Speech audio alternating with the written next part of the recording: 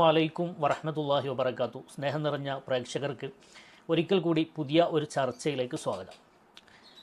പ്രിയമുള്ളവരെ, ഇന്ന് നമ്മോടൊപ്പം ബഹുമാനപ്പെട്ട സൽമാൻ അസ്ഹരി ഉസ്താദ് ചേരുന്നുണ്ട്. കഴിഞ്ഞ ദിവസം സാമൂഹ്യ മാധ്യമങ്ങളിൽ വൈറലായ ചില ദുഷ്പ്രചരണങ്ങളെ സംബന്ധിച്ചാണ് ഇന്ന് നമ്മൾ ചർച്ച ചെയ്യുന്നത്. അതിൻ്റെ സംശയ നിവാരണത്തിനായിട്ട് ബഹുമാനപ്പെട്ട സൽമാൻ അസ്ഹരി ഉസ്താദ് നമ്മോടൊപ്പം ചേരുന്നുണ്ട്. അദ്ദേഹം കൃത്യമായിട്ട് അതിൻ്റെ കാര്യങ്ങൾ വിശദീകരിക്കുമെന്നാണ് നമ്മൾ പ്രതീക്ഷിക്കുന്നത്. എന്തായാലും MIC തൃശ്ശൂർ ജില്ലയിലെ സമസ്തയുടെ സ്ഥാപനമായ MICയുമായി ബന്ധപ്പെട്ടുകൊണ്ടാണ് ചർച്ച നടക്കുന്നത്. അപ്പോൾ ഈ സമസ്തയുടെ സ്ഥാപനം എന്നാണ് റൈറ്റപ്പുകളിലൊക്കെ കാണാൻ സാധിച്ചത്. എന്താണ് MICയും സമസ്തയും തമ്മിൽ എന്താണ് ബന്ധം? തൃശ്ശൂർ ജില്ലയിലെ MIC എന്ന് പറയുന്ന സ്ഥാപനം അത് സമസ്തയുടേതാണ്. അതിൻ്റെ സമസ്തയുമായിട്ടുള്ള ബന്ധം എന്താണ് ഉസ്താദ്?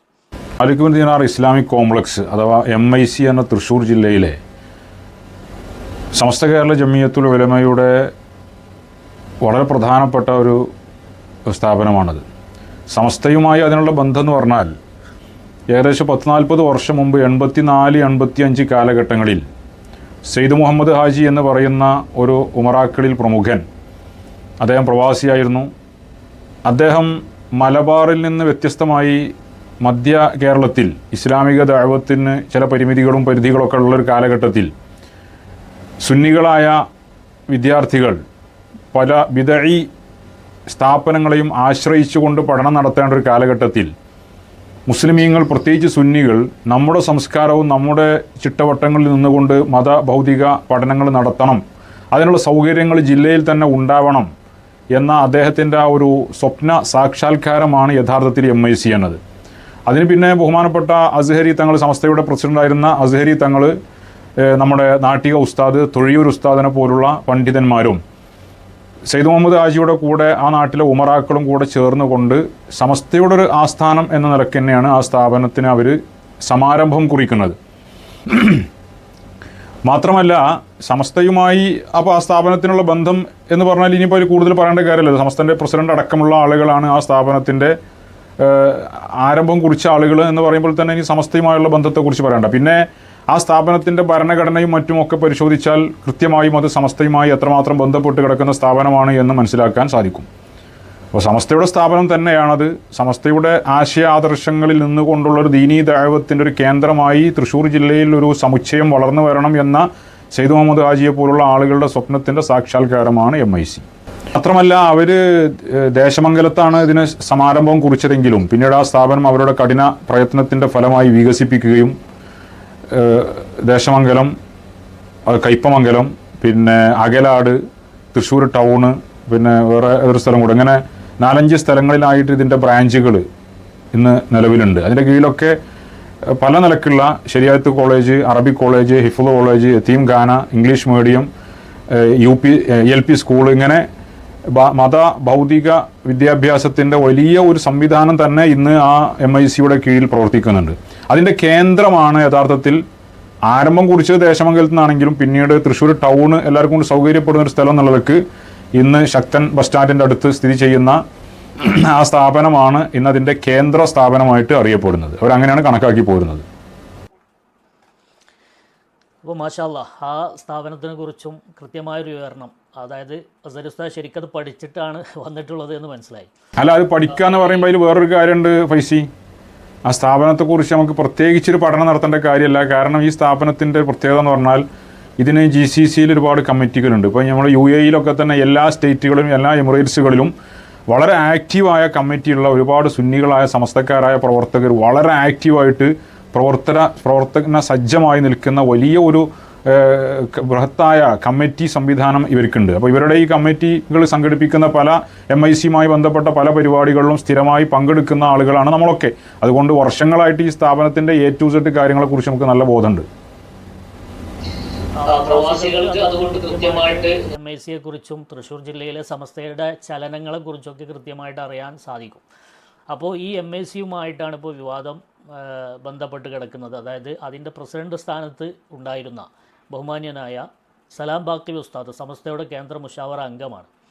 അദ്ദേഹത്തെ മാറ്റി, അദ്ദേഹത്തെ ഒഴിവാക്കി അദ്ദേഹത്തെ പിന്നെ ജനറൽ ബോഡിയുടെ ഭൂരിപക്ഷത്തിൻ്റെ പിന്തുണയോടുകൂടെയാണ് അദ്ദേഹത്തെ എടുത്ത് പുറത്തേക്കിട്ടത്. അങ്ങനെ തുടങ്ങി പല പ്രചരണങ്ങളും ഈ സുഹാബി ടീം, അതായത് സുഹാബി ടീം എന്ന് പറയുമ്പോൾ ഈ ലിബറൽ ഹുദവികൾ, അതുപോലെ തന്നെ കുറേ പിന്നെ ഈ എന്താണ് സമസ്തയോട് തീരെ പ്രതിബദ്ധതയില്ലാത്ത രാഷ്ട്രീയ പാർട്ടിക്കാർ, അങ്ങനെ കുറച്ചൊരു സംഘമാണല്ലോ ഇവർ കൊണ്ടുപിടിച്ച പ്രചരണം നടത്തുന്നുണ്ട്. ഇതിൻ്റെ പിന്നിൽ കഴിഞ്ഞ ദിവസം എന്താണ് അവിടെ സംഭവിച്ചത്, എങ്ങനെയാണ് ബഹുമാനപ്പെട്ട സലാം ബാക്കി ഉസ്താദ് അതിൻ്റെ പ്രസിഡൻ്റായി വരുന്നത്, എങ്ങനെയാണ് കഴിഞ്ഞ ദിവസം എന്താണ് അവിടെ സംഭവിച്ചത് എന്നതിനെക്കുറിച്ചാണ് പ്രധാനമായിട്ട് നമ്മളിവിടെ ഒരു വിശദീകരണം നൽകേണ്ടത്. നിങ്ങളുടെ ചോദ്യത്തിൽ അവസാനം പറഞ്ഞ കാര്യത്തിൽ നിന്ന് തുടങ്ങാം. സലാം ബാക്കവി ഉസ്താദ് എങ്ങനെയാണ് അതിൻ്റെ പ്രസിഡന്റ് സ്ഥാനത്തേക്ക് വന്നത് എന്ന്.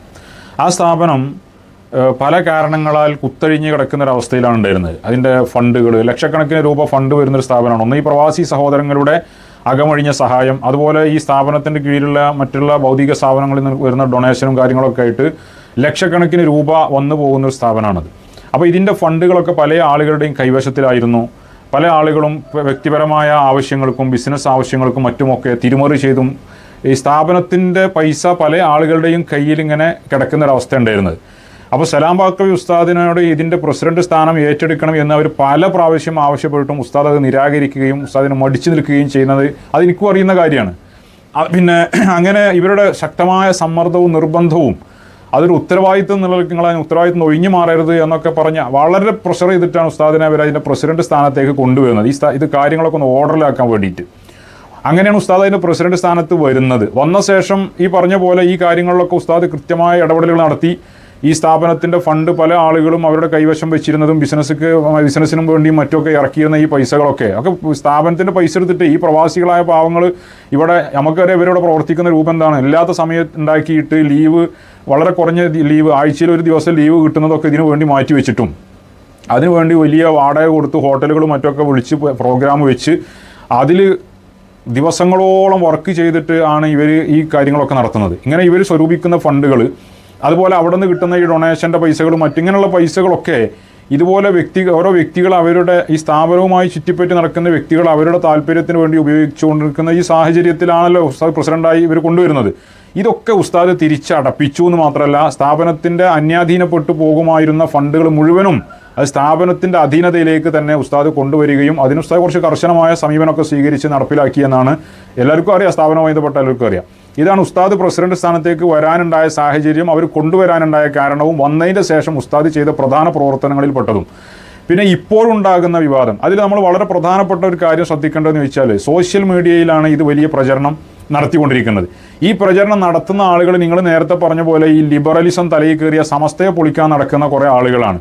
ഇവരാണ് സുപ്രഭാതത്തിനെ പൂട്ടിക്കാനും സുപ്രഭാതത്തിനെ തകർക്കാനും സമസ്തയുടെ മുഷാവറ മെമ്പർമാർക്കെതിരെ ഓരോ ആളുകളെ തെരഞ്ഞു പിടിച്ചുകൊണ്ട് വ്യക്തിയാധിക്ഷേപങ്ങൾ നടത്തിക്കൊണ്ടുള്ള പോസ്റ്ററുകൾ, എഴുത്തുകൾ ഒക്കെ നിരന്തരം നടത്തിക്കൊണ്ടിരിക്കുന്നത്. സമസ്ത വിരുദ്ധ പോസ്റ്ററുകളും എഴുത്തുകളും നിരന്തരം നടത്തിക്കൊണ്ടിരിക്കുന്ന ഫേസ്ബുക്കിലുള്ള വ്യാജ ഐഡികളും മറ്റു പേജുകളുമൊക്കെയാണ് ഈ സലാം ബാക്കവി ഉസ്താദിനെ സ്ഥാപനത്തുനിന്ന് പുറത്താക്കി, നിങ്ങൾ നേരത്തെ ഉപയോഗിച്ചതുപോലുള്ള ഷജറ നേതാവിനെ പുറത്താക്കി, ഷജറകളെ സമൂഹം പുറന്തള്ളി എന്തൊക്കെയോ എഴുതി വിട്ടുകൊണ്ട് അവർ ഈ സോഷ്യൽ മീഡിയയിൽ പ്രചരിപ്പിക്കുന്നത്. ഇതിൽ നമുക്ക് വളരെ ഈ സ്ഥാപനവുമായി ബന്ധപ്പെട്ട് പ്രത്യേകിച്ച് തൃശ്ശൂർ ജില്ലക്കാരായ ആളുകൾ കാണേണ്ട വളരെ പ്രധാനപ്പെട്ടൊരു പോയിന്റ് ഉണ്ട്. ഈ സ്ഥാപനത്തിലെ ജനറൽ ബോഡി കഴിഞ്ഞു, സ്ഥാപനവുമായി ബന്ധപ്പെട്ട് പ്രവർത്തിക്കുന്ന പ്രവർത്തകരോ പത്രക്കാരോ ആരും അറിയുന്നതിന് മുമ്പ് സലാം ബാക്കവി ഉസ്താദിനെ മാറ്റുകയും മറ്റൊരാളെ നിയമിക്കുകയും ചെയ്തിട്ടുണ്ട് എന്ന ഒരു വാർത്ത ഈ സോഷ്യൽ മീഡിയയിലുള്ള വ്യാജ ഐഡികൾക്ക് പിന്നിലുള്ള ആളുകൾക്ക് ആരാണ് എത്തിച്ചു കൊടുത്തത്, അവർക്കെങ്ങനെ ഇത് കിട്ടി? ഇത് കൃത്യമായി ആലോചിക്കേണ്ട ഒരു കാര്യമാണ്. ഇതിൻ്റെ പിന്നിൽ വലിയ ഈ വ്യാജ ഐഡികളുടെ പിന്നിലൊക്കെ ഏത് ഭാഗത്ത് നിന്നുള്ള കോക്കസുകളാണ് പ്രവർത്തനം നടത്തിക്കൊണ്ടിരിക്കുന്നത് എന്നതിലേക്കൊക്കെ കൃത്യമായ ഒരു ദിശാബോധം നൽകുന്ന ഒരു സംഭവമാണത്. അത് ഞാൻ അതിൻ്റെ ഇടയിലൊന്ന് പ്രവർത്തകർ ജാഗ്രത പാലിക്കാൻ വേണ്ടി ഇതിൻ്റെ പിന്നിൽ പ്രവർത്തിക്കുക, ഇന്ന് ആ സ്ഥാപനത്തിൻ്റെ ആളുകളാണെന്ന് പറഞ്ഞുകൊണ്ടിരിക്കുന്ന ആളുകളുടെയൊക്കെ യഥാർത്ഥ മുഖവും ആ സ്ഥാപനത്തിൽ നിന്ന് ബാക്കവി ഉസ്താദിനെ അകറ്റി നിർത്താൻ ആഗ്രഹിക്കുന്ന ശക്തികൾ ആരാണ്, അവരുടെ ലക്ഷ്യമെന്താണ്, അവരുടെ ബന്ധങ്ങൾ എവിടെയാണ് എന്നൊക്കെ മനസ്സിലാക്കാനുള്ളൊരു സുവർണാവസരമാണ് എന്ന് സാന്ദർഭികമായി ഓർമ്മപ്പെടുത്തുകയാണ്. പിന്നെ ഇപ്പോൾ അവിടെ നടന്ന വിഷയം, അവിടെ ഏത് സ്ഥാപനത്തിൻ്റെയും ജനറൽ ബോഡി നടക്കുകയും കമ്മിറ്റി പുനഃസംഘടിപ്പിക്കുകയും ചിലപ്പോൾ ആവശ്യം വന്നാൽ പ്രസിഡന്റുമാരെ മാറ്റുകയും പ്രസിഡന്റുമാരെ തലസ്ഥാനത്ത് തന്നെ നിലനിർത്തുകയും ചെയ്യും. ഇതൊക്കെ സ്വാഭാവിക പ്രക്രിയയാണ്. ഇപ്പോൾ കഴിഞ്ഞ ഡിസംബർ മാസത്തിൽ ആണ് അവിടെ ജനറൽ ബോഡി നടക്കുന്നത്. ആ ജനറൽ ബോഡിയിലെ അധ്യക്ഷൻ ഓണംപള്ളി മുഹമ്മദ് ഫൈസിയായിരുന്നു. ഈ ഓണംപള്ളി മുഹമ്മദ് ഫൈസിയുടെ അധ്യക്ഷതയിൽ ചേർന്ന ആ ജനറൽ ബോഡിയിൽ അന്ന് ബഹുമാനപ്പെട്ട സലാം ബാക്കവി ഉസ്താദിനെ പ്രസിഡന്റ് സ്ഥാനത്ത് നിന്ന് നീക്കുകയോ അല്ലെങ്കിൽ തുടരുകയോ ചെയ്തതായിട്ട് ഒരു പരാമർശവും നടത്താതെ ആ ജനറൽ ബോഡി പിരിച്ചുവിടുകയാണ് ചെയ്തത്. അപ്പോൾ പ്രവർത്തകർ ചോദിച്ചു, അല്ല ബാക്കവി ഉസ്താദിനെ പ്രസിഡന്റായിട്ട് പ്രഖ്യാപനം നടന്നിട്ടില്ലല്ലോ എന്ന്. അപ്പോൾ ഇദ്ദേഹം അന്ന് അവരോട് പറഞ്ഞ മറുപടി, അത് കുഴപ്പമില്ലല്ലോ, നമുക്ക് എപ്പോഴും ചെയ്യാവുന്നതല്ലേ, ഒരാഴ്ച കഴിഞ്ഞോട്ടെ, അതിന് ഒരാഴ്ചൻ്റെ ഉള്ളിൽ നമുക്കത് ചെയ്യാം എന്നൊക്കെ പറഞ്ഞ് പ്രവർത്തകരെ ഇയാൾ എന്ത് ചെയ്തു, മടക്കി വിട്ടു. അപ്പോൾ പ്രത്യേകിച്ചൊന്നും സംശയിക്കാനില്ല, ഇതൊക്കെ നിഷ്കളങ്കരാണ്, വിനയാന്വിതരായി നടക്കുന്ന പണ്ഡിതന്മാരാണെന്നാണല്ലോ പ്രവർത്തകരുടെയൊക്കെ ഒരു ധാരണ. ഇവരുടെയൊക്കെ പിന്നിലുള്ള ലക്ഷ്യങ്ങളും ഇവരുടെയൊക്കെ കുതന്ത്രങ്ങളെക്കുറിച്ചും സാധാരണക്കാരായ ആത്മാർത്ഥമായി പ്രവർത്തിക്കുന്ന ആളുകൾക്ക് അത്ര അറിഞ്ഞോളുന്നില്ലല്ലോ. അപ്പോൾ അതങ്ങനെ സ്വാഭാവിക നടപടി നിലക്ക് പോയി. എന്നാലും പിന്നെയാണ് ഇതിൻ്റെ കളികളൊക്കെ നടക്കുന്നത്. അങ്ങനെ ഇവരതിൻ്റെ ഇടയ്ക്ക് ഒരുപാട് ഗൂഢാലോചനകളും മറ്റുമൊക്കെ നടത്തി സലാം ബാക്കവി ഉസ്താദിനെ പ്രസിഡന്റ് സ്ഥാനത്ത് നിന്ന് മാറ്റുകയും അവിടെ അബ്ബാസ് അലി തങ്ങളെ പ്രസിഡന്റായി നിയമിക്കുകയും വർക്കിംഗ് പ്രസിഡന്റായിട്ട് ആ സ്ഥാപനത്തിൽ തന്നെയുള്ള വർക്കിംഗ് പ്രസിഡന്റായിട്ട് മറ്റൊരാളെ പേര് എഴുതി ചേർക്കുകയും ഒക്കെ ചെയ്തുകൊണ്ടുള്ള ഒരു തരം കളികളാണ് പിന്നീട് നടക്കുന്നത്. അപ്പോൾ ജനറൽ ബോഡിയിൽ ഇതിനെതിരെ ശക്തമായ പ്രതിഷേധങ്ങൾ വന്നു, ചോദ്യം ചെയ്യലുകൾ വന്നു. ഇങ്ങനെയൊക്കെ വന്ന സമയത്ത് ഇവർ ഒരു സാദിഖ് അലി തങ്ങളെ കത്തുണ്ട് എന്ന് പറഞ്ഞിട്ട് പ്രവർത്തകരെ അങ്ങനെ വട്ടം കറക്കുകയാണ് ചെയ്തത്. 2 കത്ത് പാണക്കാട്ട് നിന്നുണ്ട് എന്ന് പറയുകയും അതിലൊന്ന് ഈ അബ്ബാസ് അലി തങ്ങളെ പ്രസിഡന്റാക്കിയും സലാം ബാക്കവി ഉസ്താദിനെ വർക്കിംഗ് പ്രസിഡന്റാക്കിയും, ഒന്ന് അബ്ബാസ് അലി തങ്ങൾ പ്രസിഡന്റും ഈ ഒരു പറയപ്പെട്ട ഒരു ഫുലാൻ, ഒരു കാസിമി, അദ്ദേഹത്തെ വർക്കിംഗ് പ്രസിഡന്റ് ആക്കിക്കൊണ്ടൊക്കെയുള്ള കത്തുകളുണ്ട് എന്നൊക്കെ പറഞ്ഞിട്ട് ഈ കാസിമി വർക്കിംഗ് പ്രസിഡന്റ് ആയിട്ടുള്ള ആ കത്ത് ഏകപക്ഷീയമായിട്ടാണ് പാസ്സാക്കുകയാണ് ചെയ്തത്. അതിൽ വലിയൊരു രസം എന്താണെന്ന് അറിയോ, ഈ കാസിമി എന്ന് പറഞ്ഞാൽ വർക്കിംഗ് പ്രസിഡന്റായിട്ട് അവർ ഇപ്പോൾ പുതിയതായിട്ടുള്ള ആളെന്ന് പറഞ്ഞ അയാളാണ് ഈ ജനറൽ ബോഡിയിലെ റിട്ടേണിംഗ് ഓഫീസർ. ലോക ചരിത്രത്തിൽ നിങ്ങൾ എവിടെയെങ്കിലും കണ്ടിട്ടുണ്ടോ റിട്ടേണിംഗ് ഓഫീസർ തന്നെ കമ്മിറ്റിൻ്റെ പ്രസിഡന്റോ അല്ലെങ്കിൽ വർക്കിംഗ് പ്രസിഡന്റോ ഒക്കെ ആയിട്ട് സ്വയം അവരോധിച്ചുകൊണ്ടൊരു പാനൽ അവതരിപ്പിച്ച് സ്വയം പാസ്സാക്കി പോകുന്ന പരിപാടി? നമ്മുടെ നാട്ടിൽ ഇലക്ഷൻ നടക്കാറുണ്ട്. ഇലക്ഷൻ കമ്മീഷൻ വന്നിട്ട് ഇലക്ഷൻ കമ്മീഷണർ തന്നെ പ്രധാനമന്ത്രിയോ അല്ലെങ്കിൽ മുഖ്യമന്ത്രിയോ ഒക്കെ ആയിട്ട് ഒരു പ്രഖ്യാപനം നടത്തി പോകുന്നത് പോലെ, അല്ലെങ്കിൽ അതിനേക്കാൾ മ്ലേച്ഛമായ രീതിയിൽ ഈ ആളുകളെ മുഴുവനും അവരുടെ അഭിമാനത്തെ ചോദ്യം ചെയ്തുകൊണ്ടും അവരുടെ വ്യക്തിത്വത്തെ ചോദ്യം ചെയ്തുകൊണ്ടുള്ള കളിയല്ല നടന്നത്. അപ്പോൾ ഈ റിട്ടേണിംഗ് ഓഫീസറായിട്ട് നിൽക്കുന്ന അയാൾ തന്നെ വർക്കിംഗ് പ്രസിഡൻ്റായി കൊണ്ടുള്ള ഒരു പാനൽ ഏകപക്ഷീയമായി പാസ്സാക്കിയെന്ന് മാത്രമല്ല, അവിടെയുള്ള 80% ആളുകളും അതിനെതിരെ ശക്തമായി പ്രതിഷേധിച്ചപ്പോൾ ഇവർ ഈ യോഗം നന്ദി പോലും പറയാതെ പിരിച്ചുവിടുകയും വേഗം അവിടെ നിന്ന് ഇറങ്ങി ഓടുകയുമാണ് ചെയ്തത്. ഇങ്ങനെയുണ്ടോ ഒരു കമ്മിറ്റി തെരഞ്ഞെടുപ്പ് നടക്കൽ? ഇതിൽ ഏറ്റവും വലിയ രസം, നമ്മൾ നേരത്തെ പറഞ്ഞ വിനയാഭിനയിയായ ആ ഫുലാൻ, ആ തലപ്പാവുധാരിയായ ആ മുസ്ലിയാർ, അദ്ദേഹം ഇതിനൊക്കെ സൈഡ് നിന്ന് കൊടുത്തു എന്നതാണ് വലിയ കൗതുകം. അദ്ദേഹത്തെ ആ സ്ഥാപനത്തിൽ കൊണ്ടുവരുന്നത് ബഹുമാനപ്പെട്ട സയ്യിദ് മുഹമ്മദ് ഹാജിയാണ്.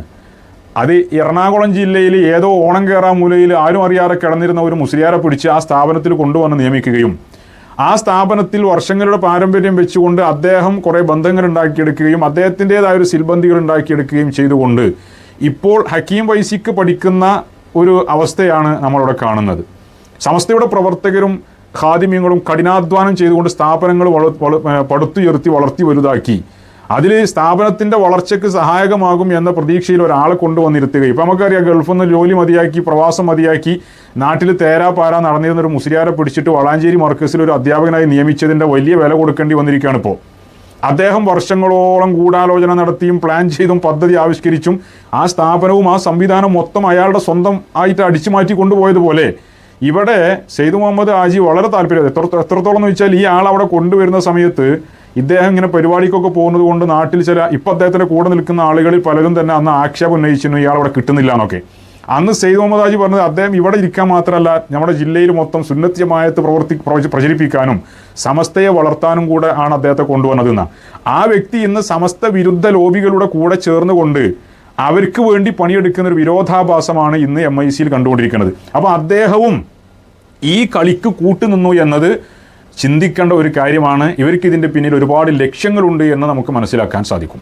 ഫസലുസ്താദ്, നിങ്ങൾ പറഞ്ഞ കാര്യങ്ങളിപ്പോൾ കുറേയേറെ വ്യക്തമായി. അതായത് ഇവർ ആഘോഷിക്കുന്നത് സമസ്തയുടെ മുഷാവറ അംഗത്തിനെ അവിടുന്ന് ഒഴിവാക്കി എന്ന നിലയിൽ എല്ലാ സ്ഥാപനങ്ങളിൽ നിന്നും സമസ്തയെ ഒഴിവാക്കുക, അതിൻ്റെ പേരിൽ ഊറ്റം കൊള്ളുക. അപ്പോൾ എങ്ങോട്ടാണ് ഇവർ ഈ സമുദായത്തെയും സ്ഥാപനത്തെയും കൊണ്ടുപോകുന്നത് എന്ന് നമ്മൾ പഠിക്കണം, മനസ്സിലാക്കണം. അതാണ് ഇതിൽ നിന്ന് മനസ്സിലായ ഒരു കാര്യം. അതായത് സമസ്തയുടെ ഒരു മുഷാവറ അംഗത്തെ ഒഴിവാക്കിയെന്ന് പറഞ്ഞിട്ട് വ്യാജ പ്രചാരണം നടത്തിയിട്ട്, അതും മര്യാദമായ രീതിയിലല്ലാതെ ആണ് ഇപ്പോൾ നിങ്ങളുടെ ആ സംസാരത്തിൽ നിന്ന് മനസ്സിലായത്. എന്നിട്ട് അവർ അതിൻ്റെ പേരിൽ കൊട്ടിഘോഷിച്ച് പ്രചരണം നടത്തുമ്പോൾ ഇവർ സമസ്തയെ ഈ സമുദായത്തിൽ നിന്ന് അടർത്തി മാറ്റാനുള്ള ഒരു ശ്രമം കൃത്യമായിട്ട് വഹാബികളുടെയും ജമാഅത്തെ ഇസ്ലാമികളുടെയും ഒക്കെ അജണ്ട ഉള്ളിലൂടെ നടപ്പാക്കാൻ ഏൽപ്പിക്കപ്പെട്ട ചാരന്മാരാണോ എന്ന് വരെ സംശയിക്കുന്ന രൂപത്തിൽ സമസ്തയെ എല്ലാ സ്ഥാപനത്തു നിന്നും ഒഴിവാക്കുക എന്നുള്ള അജണ്ടയുമായിട്ടാണ് ഇവർ മുന്നോട്ട് പോകുന്നത് എന്ന് നമുക്ക് മനസ്സിലാക്കാൻ സാധിക്കും. പിന്നെ നിങ്ങളതിൽ പറഞ്ഞ ഒരു കാര്യം എനിക്കറിയേണ്ടതുണ്ട്. അതായത് ചില ലക്ഷ്യങ്ങൾ വെച്ചുകൊണ്ടാണ് ഇവർ ഈ കളികൾ നടത്തുന്നത് എന്ന് നിങ്ങൾ പറഞ്ഞു. എന്താണ് അതിൻ്റെ പിന്നിലുള്ള ലക്ഷ്യങ്ങൾ? അതുകൂടി ജനങ്ങൾ അറിയേണ്ടതുണ്ട്. അല്ല, ലക്ഷ്യം എന്ന് പറഞ്ഞാൽ നമ്മൾ ആർക്കും അത് മനസ്സിലാക്കാൻ സാധിക്കും. ഇപ്പോൾ ബഹുമാനപ്പെട്ട സലാം ബാക്കവി ഉസ്താദിനെ അവിടുന്ന് മാറ്റി നിർത്താൻ ശ്രമിക്കുന്ന ആളുകൾ തുലോം വിരളമായ ഏതാനും ചില വ്യക്തികളാണ്.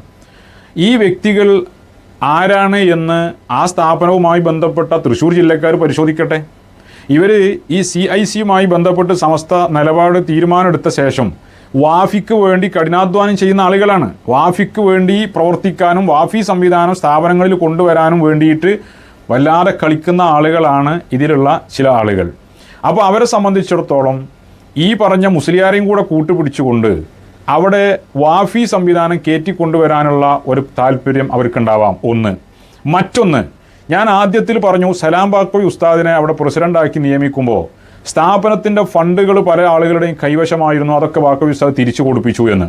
അപ്പോൾ ഈ സ്ഥാപനത്തിൻ്റെ ഫണ്ട് കൈകാര്യകർത്താക്കളായി നടന്നിരുന്ന ആളുകൾ ഫണ്ട് ദുരുപയോഗം ചെയ്യുകയും അതിൻ്റെ പേരിൽ പിടിക്കപ്പെടുകയും യോഗത്തിൽ വിചാരണ ചെയ്യപ്പെടുകയും ചെയ്ത ആളുകൾ ഇവരൊക്കെയാണ് ബാക്കവി ഉസ്താദിനെ അകറ്റി നിർത്താൻ വേണ്ടി കഠിനാധ്വാനം ചെയ്തുകൊണ്ടിരിക്കുന്നത്. അപ്പോൾ എന്താണ് ഇവർ ബാക്കവി ഉസ്താദിനെ മാറ്റി നിർത്താൻ ഇവരൊരു കാരണം പറയാണ്. ഇവർ പറഞ്ഞ കാരണം കൗൺസിലർ അല്ലാന്നാ. കൗൺസിലർ അല്ലെങ്കിൽ പിന്നെ ആദ്യത്തെ പ്രസിഡൻ്റാക്കി നിയമിക്കുമ്പോൾ ബാക്കവി ഉസ്താദ് കൗൺസിലർ അല്ലല്ലോ. അപ്പോൾ എവിടെ പോയിരുന്നു ഈ മാനദണ്ഡം? ഇപ്പോഴും അവർ പറയണത് ബാക്കവി ഉസ്താദിനെ ഉപദേശക സമിതിയിൽ ഇടാന്ന്. അപ്പോൾ കൗൺസിലർ ആവണ്ടേ? ഇങ്ങനെയുള്ള ചോദ്യങ്ങളൊക്കെ ബാക്കി കിടക്കുകയാണ്. അപ്പോൾ കൗൺസിലർ ആളുകളെ പറ്റിക്കാൻ വേണ്ടി ഓരോരോ നമ്പറുകൾ ഇറക്കിക്കൊണ്ടിരിക്കുകയാണ്. അപ്പോൾ ഇവരുടെ ലക്ഷ്യം ഈ സ്ഥാപനത്തിൻ്റെ ഫണ്ടുകൾ കൈകാര്യം ചെയ്യുന്നിടത്ത് ബാക്കവി ഉസ്താദ് പ്രസിഡൻ്റായാൽ അവരുടെ കളികൾ നടക്കൂല. പാണക്കാട് അബ്ബാസ് അലി തങ്ങളെ പ്രസിഡൻ്റാക്കുക, അതിനു വേണ്ടിയിട്ട് ബാക്കവി ഉസ്താദിനെ മാറ്റി നിർത്തുക എന്ന് പറയുമ്പോൾ ഇവർക്ക് രണ്ട് ലക്ഷ്യമാണ്. ഒന്ന്, പാണക്കാട് തങ്ങന്മാരുടെ ആളുകളാണ്, പാണക്കാട്ടുകാരെ പ്രസിഡൻ്റാക്കാൻ വേണ്ടിയിട്ടാണ്. അത് പറ്റൂല എന്നാണ് ഈ സമസ്തക്കാർ പറയുന്നത്. അപ്പോൾ ഇവർ ഷജറകളാണ് എന്ന് പറഞ്ഞിട്ട് ഒരു വിഭാഗത്തിന് അവർക്ക് കൂടെ നിർത്താൻ സാധിക്കും അവരുടെ ഈ കളികൾക്ക്. യഥാർത്ഥത്തിൽ പാണക്കാട് തങ്ങന്മാർ അവിടെ പ്രസിഡന്റ് ആടിന് ആർക്കും യോജിപ്പില്ല. സലാം ബാക്കവി ഉസ്താദിനും അബ്ബാസ് അലി തങ്ങൾ പ്രസിഡന്റ് ആടിന് ബാക്കവിക്കോ അല്ലെങ്കിൽ ബാക്കവി ഉസ്താദിനെ സ്ഥാപനത്തിന്റെ വർക്കിംഗ് പ്രസിഡന്റാക്കി നിർത്തണം എന്ന് വാദിക്കുന്നവർക്കോ അങ്ങനെ ആഗ്രഹിക്കുന്നവർക്കോ ആവശ്യപ്പെടുന്നവർക്കോ അബ്ബാസ് അലി തങ്ങളുടെ പ്രസിഡന്റ് ആടിന് വിയോജിപ്പില്ല. അബ്ബാസ് അലി തങ്ങൾ പ്രസിഡന്റ് ആയിക്കോട്ടെ, പക്ഷെ വർക്കിംഗ് പ്രസിഡന്റ് ആയിട്ട് ബാക്കവി ഉസ്താദ് തന്നെ വരണം എന്നാണ് അവർ പറയുന്നത്. കാരണം സ്ഥാപനത്തിൽ ഇതുപോലുള്ള കളികൾ നടക്കാതിരിക്കാൻ വേണ്ടി ആ സ്ഥാപനത്തോടുള്ള സ്നേഹം കൊണ്ടാണ് അവരെ പറയണത്. ഇവർ അബ്ബാസ് അലി തങ്ങൾ പ്രസിഡന്റ് ആകുന്നതിന് പകരം ബാക്കവിനെ പ്രസിഡന്റ് ആക്കണം എന്നാണ് ഇവർ പറയുന്നത് എന്ന ഒരു അവസ്ഥ, ഒരു നരേഷൻ ഉണ്ടാക്കിയിട്ട് ഒരു വിഭാഗത്തിന് കൂടെ നിർത്താനുള്ള ഒരു കളി നടത്തുന്നുണ്ട്. പാണക്കാട്ടുകാരെ പ്രസിഡന്റ് ആക്കുമ്പോൾ നമുക്കറിയാം ഇവരതിൽ കാണുന്ന ലക്ഷ്യം എന്താണെന്ന് വെച്ചാൽ പല സ്ഥാപനങ്ങളിലും നമ്മൾ പ്രത്യക്ഷത്തിൽ നിന്ന് പുറത്തുനിന്ന് കാണുന്ന ആളുകളിലേക്ക് ഇവർക്ക് പാണക്കാട്ടുകാരോടുള്ള ബഹുമാനം കൊണ്ടാണ് കേട്ടോ ഈ പ്രസിഡന്റ് ആക്കുന്നത്, ബർക്കത്തിനെ മോഹിച്ചിട്ടാണ് പ്രസിഡന്റ് ആക്കണതെന്നാണ്. യഥാർത്ഥത്തിൽ പാണക്കാട്ടുകാരെ പ്രസിഡന്റ് ആക്കണതിൽ ഇവർക്കുള്ള ലാഭം എന്താണെന്നറിയോ? ഇവർ പ്രസിഡന്റ് ആയി കഴിഞ്ഞാൽ ഇവർ പല സ്ഥാപനങ്ങളുടെയും പ്രസിഡന്റുമാരാണ്. ഇവർ ആ സ്ഥാപനത്തിൽ വന്ന് നോക്കിയിട്ട് അവിടുത്തെ കണക്കും കാര്യങ്ങളും പരിശോധിക്കുകയോ അല്ലെങ്കിൽ അവിടുത്തെ മറ്റ് സൂക്ഷ്മമായ നിരീക്ഷണം നടത്തുക, ഇതൊന്നും പ്രസിഡന്റുമാർ ചെയ്യില്ല. പാണക്കാട്ടുകാർ പ്രസിഡന്റ് ആകുമ്പോൾ അവർക്ക് അതിന് കഴിയില്ല. അവരെ കുറ്റപ്പെടുത്തിയിട്ട് കാര്യമില്ല, അവർക്ക് പരിമിതികളുണ്ട്. ഈ അവസ്ഥയെ ശരിക്കും മുതലെടുക്കാൻ പറ്റും ആർക്ക്? ഇതുപോലുള്ള ഈ സ്ഥാപനത്തിൻ്റെ ഫണ്ട് കൊണ്ട് ബിസിനസ് നടത്തുക, സ്ഥാപനത്തിൻ്റെ ഫണ്ട് തിരിമറിയിട്ട് ഇങ്ങനത്തെ കൈകാര്യം ചെയ്ത് നടക്കുന്ന ആളുകൾക്ക് ഇതുപോലുള്ള ആളുകളെ പ്രസിഡന്റുമാരാക്കി നിർത്തിയാൽ അവരുടെ കളികൾ നടക്കും. അപ്പോൾ പിന്നെ ബാക്കവി ഉസ്താദിനെ അവിടുത്തെ വർക്കിംഗ് പ്രസിഡന്റ് ആക്കി ആയിക്കോട്ടെ, അബ്ബാസ് അലി തങ്ങൾ പ്രസിഡന്റ് ആയിക്കോട്ടെ, ബാക്കവി ഉസ്താദ് വർക്കിംഗ് പ്രസിഡന്റായിട്ട് നിൽക്കട്ടെ എന്ന് നമ്മൾ പറയണത്. അതും പറ്റൂല എന്നിവർ പറയാൻ കാരണം ഇപ്പോൾ റിട്ടേണിംഗ് ഓഫീസറായി അവർ കൊണ്ടുവന്ന അയാൾ തന്നെ വർക്കിംഗ് പ്രസിഡന്റ് ആയിട്ടുള്ള പാനൽ പാസ്സാക്കുമ്പോൾ ഇവരൊക്കെ കൂടെ ഒരു ടീമായിട്ട് ഈ സ്ഥാപനത്തിനെ മുഴുവനും ഞണ്ട് കാർന്ന് തിന്നുന്നത് പോലെ കാർന്ന് തിന്നാൻ വേണ്ടിയിട്ട് ഒരു കോക്കസ് ഉണ്ടാക്കി ആ കോക്കസിൻ്റെ പിടിയിൽ ഈ സ്ഥാപനത്തെ പിടിച്ചു നിർത്താനാണ്. അതിന് പാണക്കാട്ടുകാരെ അവർ ദുരുപയോഗം ചെയ്യാണ്.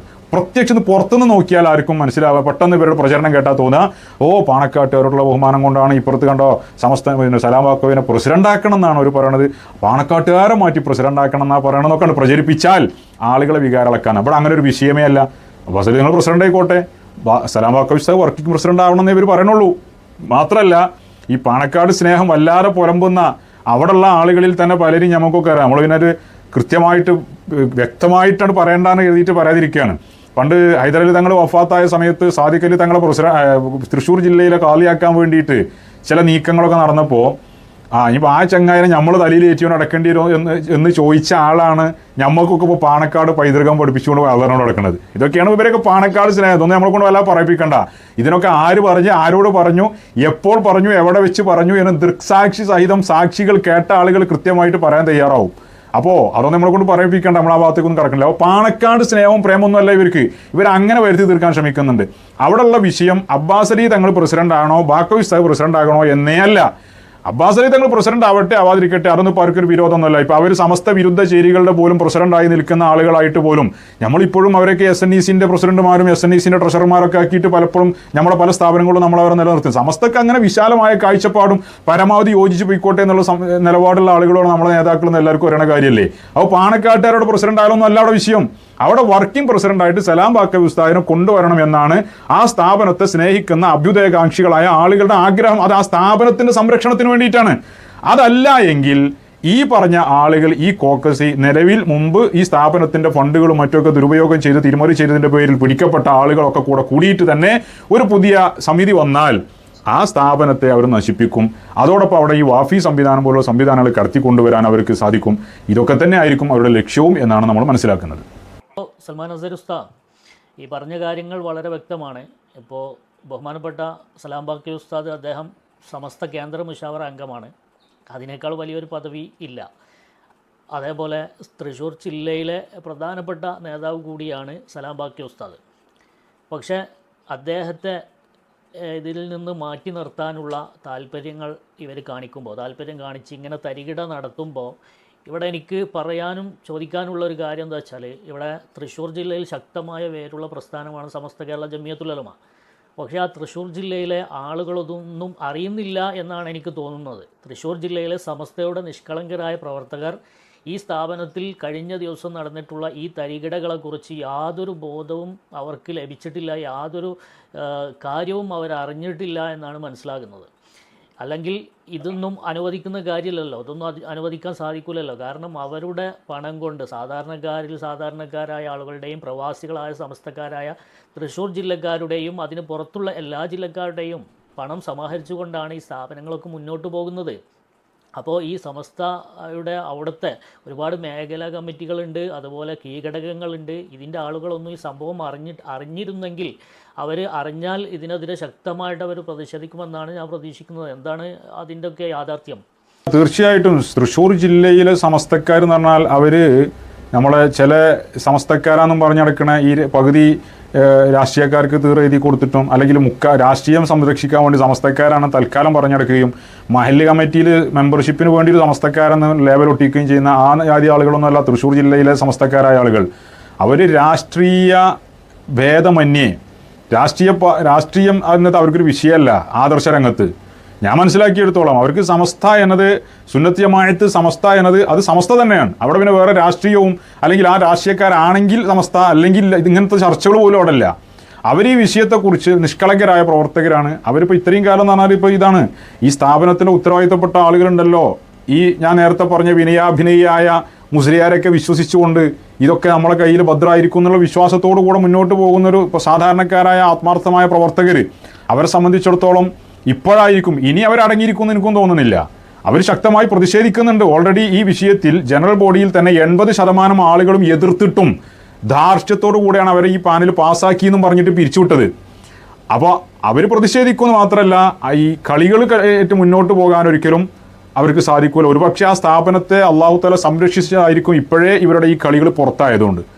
പിന്നെ മാത്രമല്ല ഭരണഘടന, ആ സ്ഥാപനത്തിൻ്റെ ഭരണഘടനയിൽ തന്നെ വ്യക്തമായി രേഖപ്പെടുത്തിയതാണ് സമസ്തയുടെ ജില്ലയിലെ മുഷാവറ മെമ്പർമാരായിട്ടുള്ള പണ്ഡിതന്മാരായിട്ടുള്ള സമസ്തയുടെ നേതൃതലത്തിലുള്ള ആളുകളാണ് ഈ സ്ഥാപനത്തിൻ്റെ പ്രസിഡന്റുമാരായിട്ട് വരേണ്ടത് എന്നുള്ളത് ഭരണഘടനയിലുള്ളതാണ്. ഇപ്പം അവർ ചെയ്യുന്നത് പോലും ഭരണഘടനാ വിരുദ്ധമായ ഒരു കാര്യമാണ്. എന്ത് ന്യായങ്ങൾ അവർ പറഞ്ഞാലും ഭരണഘടനാ വിരുദ്ധമായ കാര്യമാണ് അവർ ചെയ്യുന്നത്. അവരുടെ സ്വാർത്ഥതയെ സംരക്ഷിക്കാൻ വേണ്ടി ഈ സ്ഥാപനത്തിന് വരുന്ന ഫണ്ടുകൾ ദുരുപയോഗം ചെയ്യാൻ വേണ്ടി ആ സ്ഥാപനത്തിലേക്ക് ചുളുവിലൂടെ സമസ്ത വിരുദ്ധ ആശയം പേറുന്ന ചില സംവിധാനങ്ങളെ കടത്തിക്കൊണ്ടുവരാൻ വേണ്ടിയൊക്കെയാണ് നേരത്തെ പറഞ്ഞ ആ മുസ്ലിയാരടക്കമുള്ള ഈ സംഘം ഗൂഢാലോചന നടത്തി പ്ലാനുകളും പദ്ധതികളും തയ്യാറാക്കിക്കൊണ്ട് ഈ കളികൾ നടത്തുന്നത്. അതുകൊണ്ട് തൃശ്ശൂർ ജില്ലക്കാരായ ഈ സ്ഥാപനത്തിന് വേണ്ടി വർഷങ്ങളോളം കഠിനാധ്വാനം ചെയ്തിട്ടുള്ള ആളുകൾ ഈ സ്ഥാപനത്തെ സംരക്ഷിച്ചേ പറ്റൂ. അങ്ങനെ ഒരാൾക്കും അതിനെ വിട്ടുകൊടുക്കാതിരിക്കുക.